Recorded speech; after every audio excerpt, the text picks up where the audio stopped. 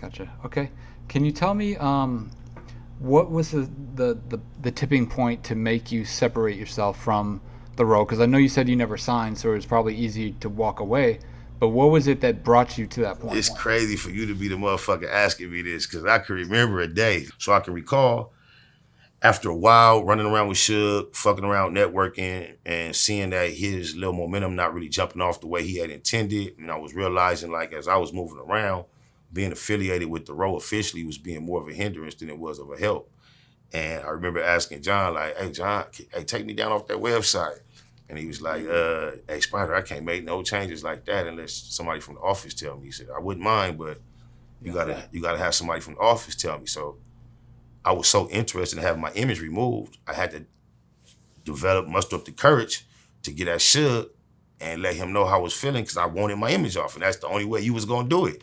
So I had to get at him like, hey man, I just told him basically what I told you. I'm like, it's all love, but shit, it seemed like it's hurting me more than it's helping me being so closely affiliated with you.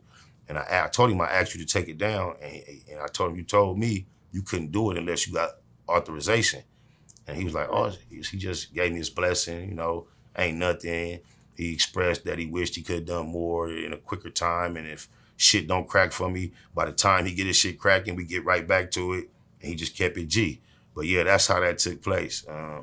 Yeah, I'm thinking back, probably if you would have just taken me off, I probably wouldn't have made that official approach toward him.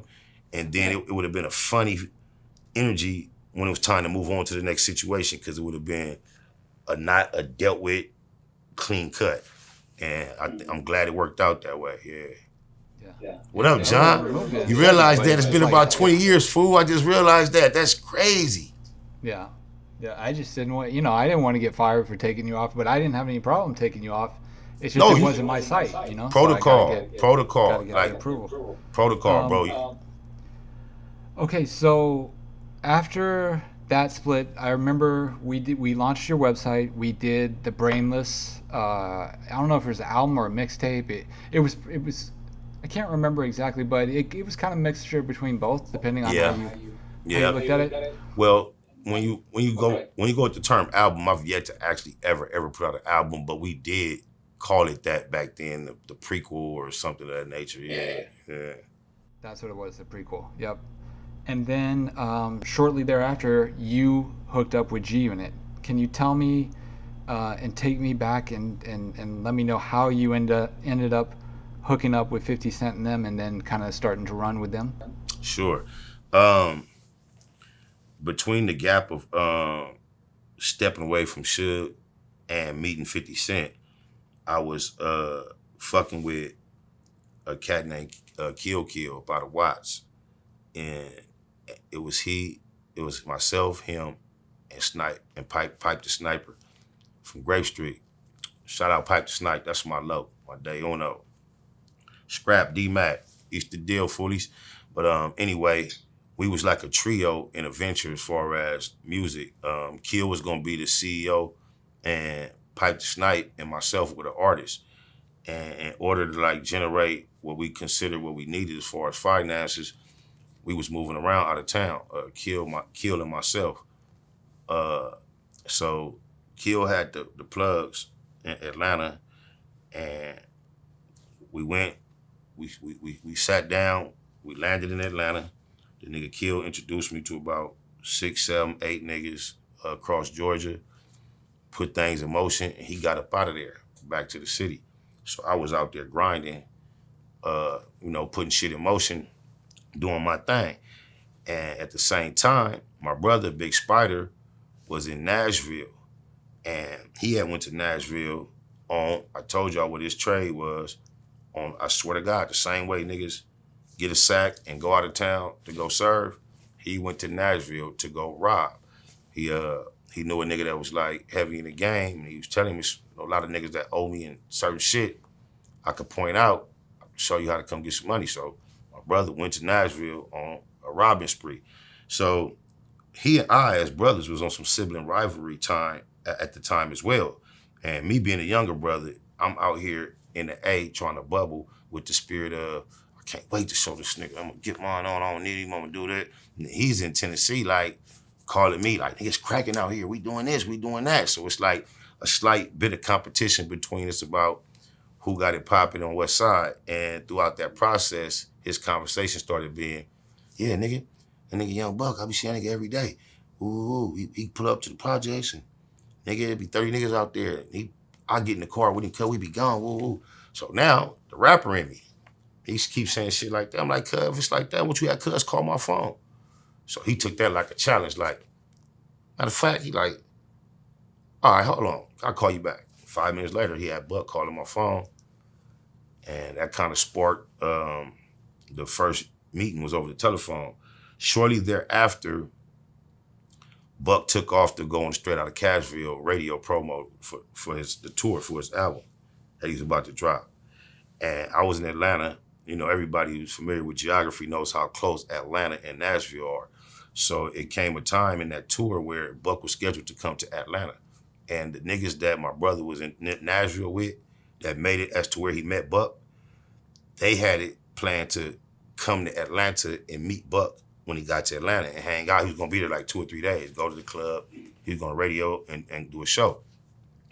So however, they came to Atlanta a couple days before Buck arrived. So I'm with these niggas now for like 2 or 3 days in Atlanta with my brother. Now I know them, these my niggas. So subsequently, or I just happenstance, Buck was in Chicago a few days before on that tour, and the GUnit spinner got stole. It got taken. So Buck came to Atlanta. I believe he was scheduled to go to Milwaukee after Chicago or something like that. He didn't go there in order to try to chase the chain down, extradite to Chicago. And his next place was Atlanta. So when I met him, that was the fresh shit going on. It had just happened a couple days ago. And because I was with these niggas, when Buck got into town, he went straight to the radio station. These niggas was in his room. It was his road manager, Murder in there, Murder Rich. What up, Murder Rich? So we was in his room before he even got in his room. So just imagine a big ass hotel room where it's a suite and the bedroom is back here, but the front is like where just a gang of people can be kicking it. I'm just a fly on the wall in the room chilling. And at some point or another, Buck come in and he just get to preaching. He like take his shirt off, he got his chain swinging, he's smoking, and he's telling this passionate story, word for word, detail, starting from when he was in the bed, when D-Tay first came and asked to use the chain, how he thought to say no, let him take it anyway. He told the whole story, what happened, how he went back to the radio station and asked him, if you get robbed in this area, who should you go check with? They point him in the right direction. He met this dude named Godfather. He had this whole story he telling about this chain. Everybody in the room is on his every word, just listening to everything he's saying, including me. And out of nowhere, I just start rapping. I just start drowning him out. I'm the most heated. Swear the West Coast needed. Blue cleated, undefeated, guaranteed. And I just kept going and kept going and kept going and kept going until he finally was like, man, how you move a nigga with words like that? Them is just words. We all know the same words, man. He's like, shit, niggas be on me with that Tupac shit. Fuck that, man, you got it. He was like, man, you ain't got no situation? Man, you gonna have a situation, bro. He was like, man, if my people can't make it shake, he was like, I'm gonna make some more people make it shake. And then after that point on, he still had yet to talk to 50 about the chain because 50 refused to speak to him over telephone about it. But he had spent a lot of time on the telephone with Shot Money, politicking about that chain. And from day one, cuz like I say, in the front part of the hotel room where all the niggas was at, it was deep. I was in the back part in the room with Buck on the phone. He trying to explain to Shot Money what's going on, what his next move is going to be. I swear to God, I had just met this nigga that day. And while he got a speakerphone, and he talking to Shot Money, he like stuttering, he don't know what to say. I'm like in the cut telling him like ABCD. And as soon as I say it, he like ABCD. I say 1911. He like 1911. Whatever I said, he was just telling cuz everything I said. Like I was just like programming this nigga day one. Like so. Then throughout that process, I remember he mentioned when he was in Chicago, he was seeing niggas with made men chains as he was going to this venue to try to see about the chain and talk to this Godfather nigga. So I'm just putting shit together in my head with what made men. Only thing I know made men is the homie J.O. 47 neighborhood to the neighborhood. I knew Cuz had did some shit with the made men's. So I'm like, okay, I called J.O.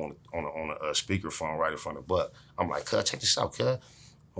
He know the play coming as soon as he hear it. He don't know. You calling me about Young Buck, and I'm like, what the fuck, how?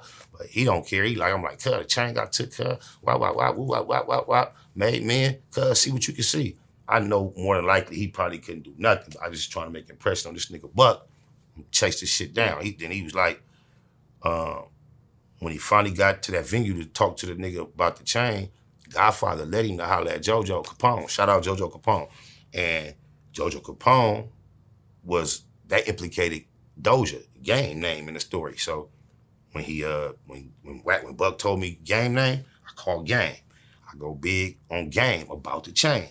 I know Chain Game thinking like, what the fuck do you care about these niggas chain? So then the Godfather nigga he called Buck and he was like, man, Buck, why you leave? Why you leave town, young brother? I told you I was gonna get your chain back. You shouldn't have left, man. Woo, woo, woo, woo, woo. So then he got on the phone. I'm like, hey, check this out, homie. Man, my name is Wooty Woo. I'm like, I wasn't there, but my brother was there, which wasn't true. I said, my brother was there when that chain got took, and I feel like it got took from me. And I'm from LA. Woo, woo, woo. And he was like, the Godfather nigga, he like a G nigga from Chicago. Cuz was like, he was trying to like flex and let me know his weight. He was like, well, if you from LA, if you from Cali, just let you know the type of nigga I am. When I come to LA, I touch down, I tap in with niggas like Suge Knight. I'm like, yeah, if you fuck with Suge, ask him about Baby Spider from Eastside 97th Street. Woo. I put the extras on it, like, yeah, ask him what it do with me. Woo, woo, woo. And like, now y'all know, like I was just saying, my relationship with Suge, like a man, I nipped it in the bud with respect.